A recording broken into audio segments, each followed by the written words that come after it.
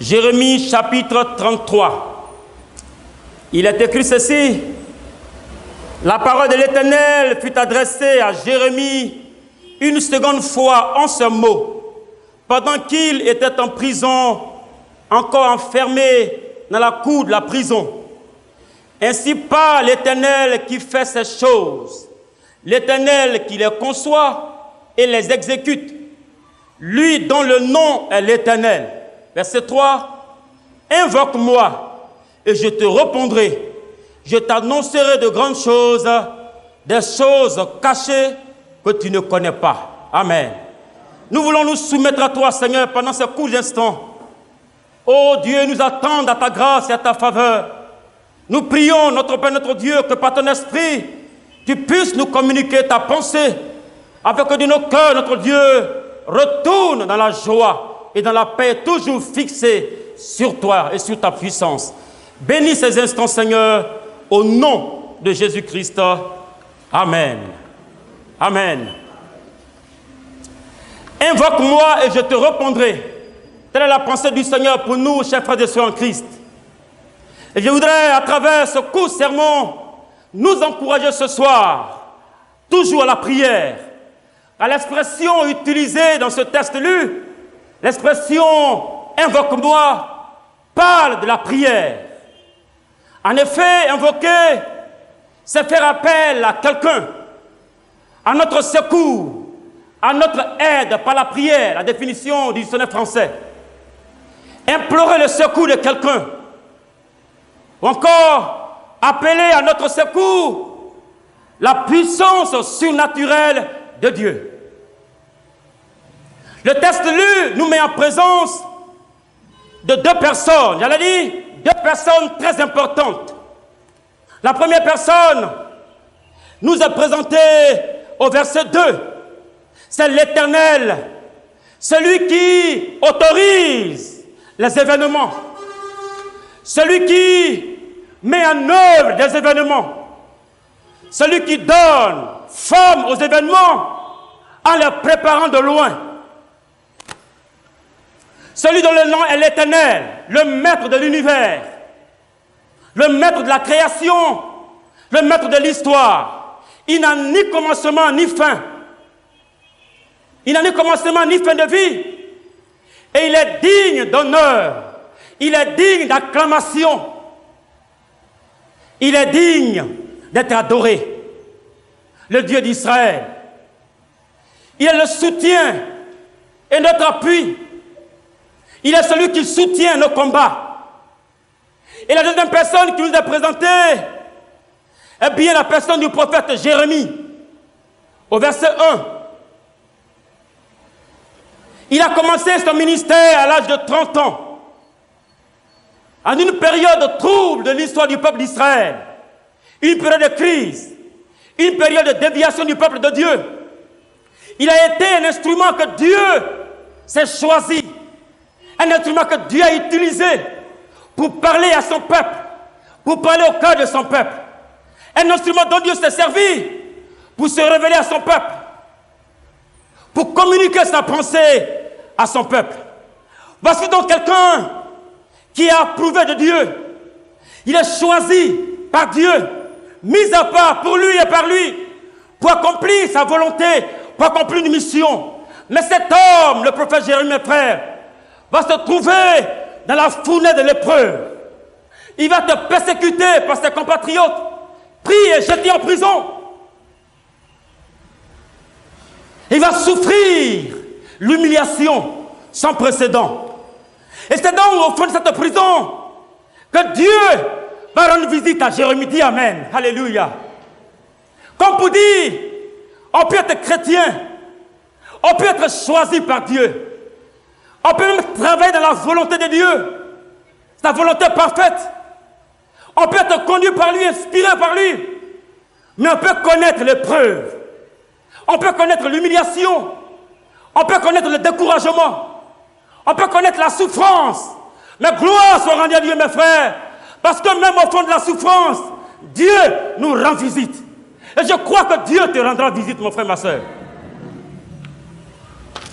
Certainement, tu es dans la prison des épreuves, la prison de la maladie, la prison de la peur du lendemain, la prison du découragement, la prison des soucis, la prison de l'échec, la prison des difficultés. C'est ton cas, c'est possible. Mais laisse-moi te dire ce soir que le Dieu que tu sais n'est pas loin de toi. Il te rend visite pour te rassurer. Et quand Dieu nous rend visite, mes frères, il est porteur d'un message. Alléluia. Il est porteur d'un message d'espoir, de joie et de paix, de délivrance, un message de relèvement, un message d'encouragement, un message de rétablissement, de guérison et de restauration. Tel a été le cas de Jérémie.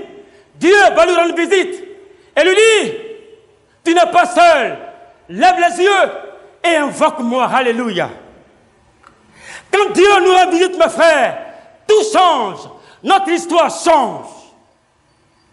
Dieu a rendu visite à Abraham. En Genèse chapitre 16, verset 5, il lui a dit, à son temps, il s'appelait encore Abraham. Dieu va lui dire, tu ne t'appelleras plus Abraham, mais désormais, ton nom sera Abraham. Alléluia. Tu seras père d'une multitude. Autrement dit, je te multiplierai à excès. Tu seras une source de bénédiction pour les nations. Plusieurs nations sortiront de toi. Alors qu'il était poursuivi par son frère aîné, Ésaü, Dieu va également rendre visite à Jacob, autrefois trompeur. Quand Dieu l'a visité, Dieu va changer son histoire. Il va lui dire, tu ne t'appelleras plus Jacob le trompeur, mais désormais, ton nom sera Israël, le vainqueur. Alléluia. Dieu te rendra visite et ton histoire changera. Car Dieu demeure le même, mes frères. Il est assis sur le trône. Il n'a pas changé. La Bible dit qu'il est le même hier, aujourd'hui et éternellement. Cessons de nous focaliser seulement sur la crise que nous vivons, comme si le Dieu que nous servons n'est pas à nos côtés, non, mes frères. Il est là ce soir pour nous rendre visite, pour nous porter un message d'espoir, un message de relèvement, un message d'encouragement, un message pour dire, il marche avec nous. Dieu te rendra visite et tout changera autour de toi. On ne t'appellera plus malheureuse ou malheureux. On t'appellera bienheureux ou bienheureuse, car il est le Dieu des opportunités. Il a le pouvoir de frayer pour toi un chemin dans le désert. C'est pourquoi réjouissons-nous, mes frères. Ne nous sentons pas seuls. Ne pensons pas que Dieu est loin de nous. Jérémie est resté fidèle à Dieu, malgré l'épreuve. Jérémie est resté dans une intimité profonde avec Dieu. Et parce qu'il a développé cette intimité, Dieu va lui rendre visite. Dieu veut te rendre visite. Cette intimité que Jérémie va développer avec Dieu va le pousser, j'allais dire, va pousser Dieu à se dévoiler. Alléluia. Parce que Jérémie a gardé son espoir en Dieu, confiance en lui. Ses regards fixés sur Dieu. Dieu va se dévoiler à Jérémie. Dieu va se montrer à Jérémie. Dieu va lui dire ce qu'il a sur le cœur pour lui. Il va lui dire, invoque-moi. Autrement dit, Jérémie, fais-moi appel. Alléluia. Dis-moi ce que tu as sur ton cœur. Quel espoir, quel message d'espoir. Alors que cet homme de Dieu, au fond de la prison, a dû se sentir seul, découragé. Dieu vient lui rendre visite pour dire, tu n'es pas seul dans l'épreuve que tu vis, car c'est moi qui t'ai choisi, c'est moi qui t'ai mis à part, et c'est moi qui t'ai envoyé vers ce peuple. Alors si tu souffres ma cause, tu n'es pas seul. Invoque-moi, appelle-moi au secours, et je viendrai à toi. Fais-moi connaître ton fardeau. Cette pensée du Seigneur met en relief ici la valeur de la prière, mes frères. Alors pourquoi prier? Pourquoi la prière? La prière parce que les circonstances actuelles par lesquelles nous passons nous imposent la prière. La difficulté que nous connaissons actuellement, que nous traversons les uns les autres, nous impose la prière. Car mes frères, si nous ne prions pas, si nous ne maintenons pas la communion avec Dieu, ça va être difficile pour que nous allons loin. Ça va être difficile pour que nous arrivions au bout. C'est pourquoi mes frères, quel que soit ce qu'on veut comme réalité, notre foi peut être éprouvée durement. Nous pouvons être oppressés, ayant recours à la prière. Dieu dit ce soir, appelle-moi, invoque-moi, fais appel à ma puissance surnaturelle. Je te rendrai visite, je te délivrerai. Quelle est ta situation, mon frère, ma soeur? Dieu est avec toi, ce soir il vient vers toi et il dit, invoque-moi, parle-moi, fais-moi connaître ton fardeau. La marche chrétienne elle-même nous impose la prière, car c'est un domaine de combat. D'ailleurs, Paul l'a dit aux Éphésiens, au chapitre 6, non pas à lutter contre la chair et le sang, mais contre les autorités, contre les puissants des ténèbres, contre Satan et ses ouvriers.